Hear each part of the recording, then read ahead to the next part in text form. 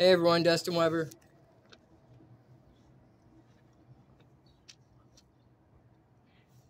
We opened up to Ezekiel.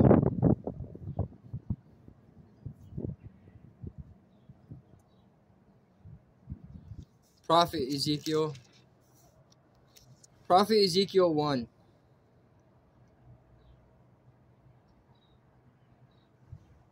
On July 31st of the 30th year, while I was with the Judean exiles beside the Kebar River in Babylon, the heavens were opened and I saw visions of God.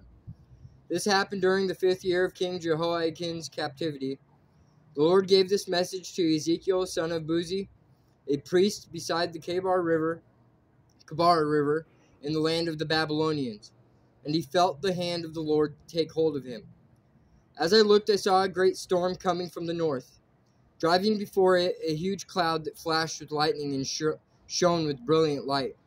There was fire inside the cloud, and in the middle of the fire glowed something like gleaming ember. From the center of the cloud came 4 living beings that looked human, except that each had 4 faces and 4 wings.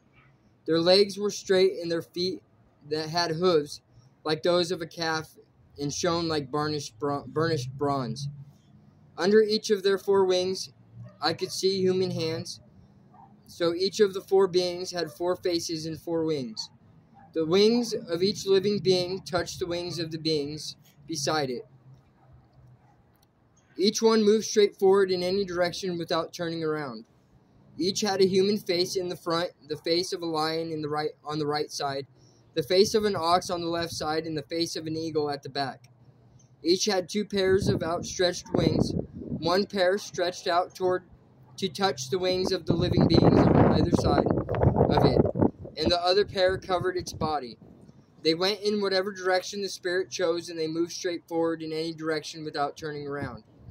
The living beings looked like bright coals of fire or brilliant torches, and lightning seemed to flash back and forth among them.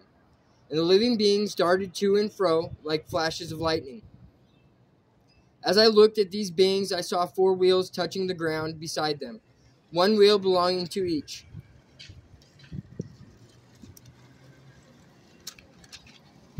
The wheels sparkled as if made of beryl. All 4 wheels looked alike and were made the same. Each wheel had a second wheel turning crosswise within it.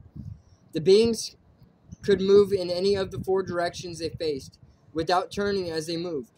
The rims of the 4 wheels were tall and frightening, and they were covered with eyes all around. When the living beings moved, the wheels moved with them. When they flew upward, the wheels went up too. The spirit of the living beings was in the wheels. So wherever the Spirit went, the wheels and the living beings also went. When the beings moved, the wheels moved. When the beings stopped, the wheels stopped. When the beings flew upward, the wheels rose up, for the spirit of the living beings was in the wheels.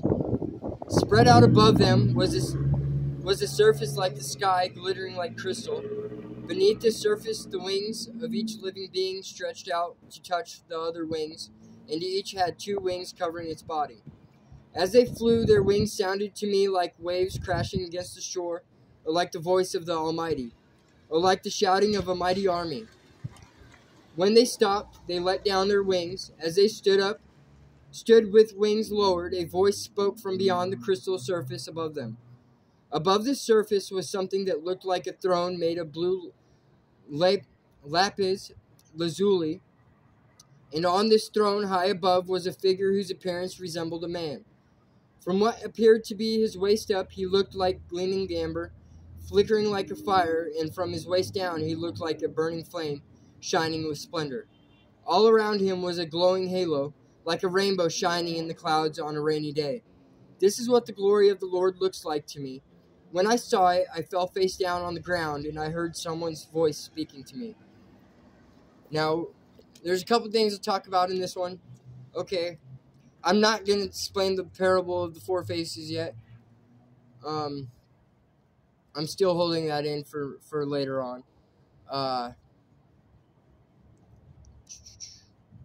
But the rainbow shining from the throne, this is the throne of God is what it's being talked about. Okay?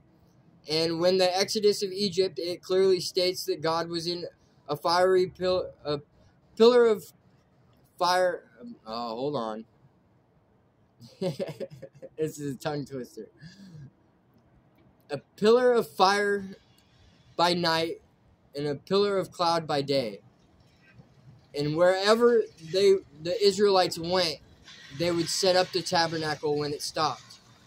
And when the cloud continued, they would pack up the tabernacle and they would continue to follow it. This was God inside the cloud when they followed it and whenever it stopped. The rainbow around God. In another one, it says, whenever there is a rainy day and that there's a rainbow in the cloud, God will not forget our covenant that he made to our ancestors. The promise that we will live with them in the heavens. In Jesus' name I pray, amen.